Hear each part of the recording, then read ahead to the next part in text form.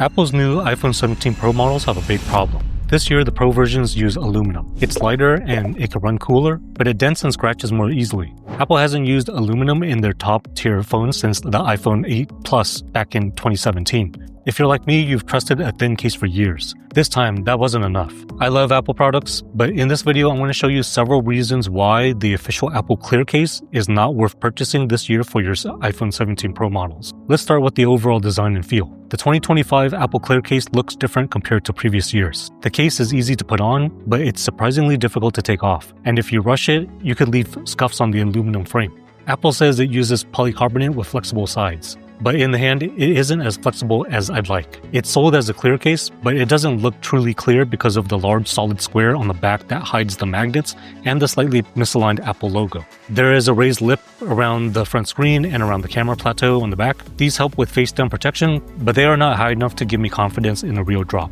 One thing I do like is the open section along the bottom side of the front lip. It keeps the swipe up gesture clean and gets closer to that almost naked iPhone feel. The buttons are comfortable, responsive, and have a satisfying click. The bottom of the case is open, so the speakers and charging port are not blocked. That means clean sound and easy cable insertion, which can be an issue on thicker cases. In terms of grip, the case is a bit slippery. You'll want to be more careful when pulling the phone from a pocket or car seat. A simple textured edge would help a lot in a future version. Comfort is solid because the case is thin. That's a big reason I've always liked slim cases. I want protection, but I still want the phone to feel close to how it feels without a case. MagSafe Performance is about the same as a naked iPhone, and that's what I would expect at this point. The built-in magnets keep charging alignment consistent and hold fine for most accessories. If a case doesn't have MagSafe built in, you usually lose strength, so I'm glad Apple includes it here. Now let's talk about drop protection, which is where this clear case really disappointed me. About a week after getting my 17 Pro Max, I got out of my car and the phone slipped from my pocket. It landed face first on the asphalt from roughly 3 feet high.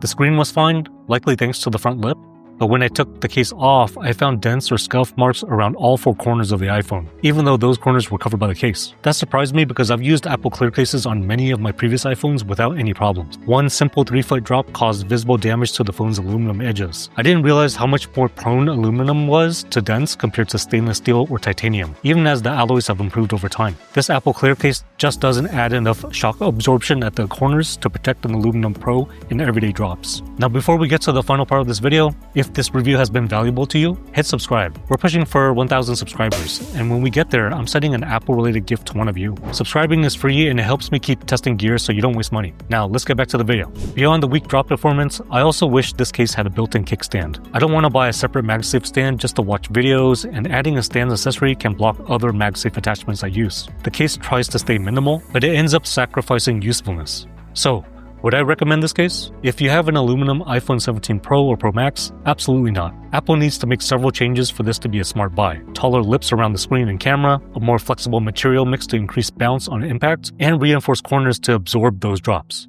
A built-in kickstand would also add real everyday value. Apple's clear case looks sleek on day one, but it fails at the most basic job, which is drop protection. So I'll be looking at other options. If you want to see my review of a nearly perfect rugged iPhone 17 Pro Max case, tap on the video on the screen now. Thanks for watching, and I'll see you guys in the next one.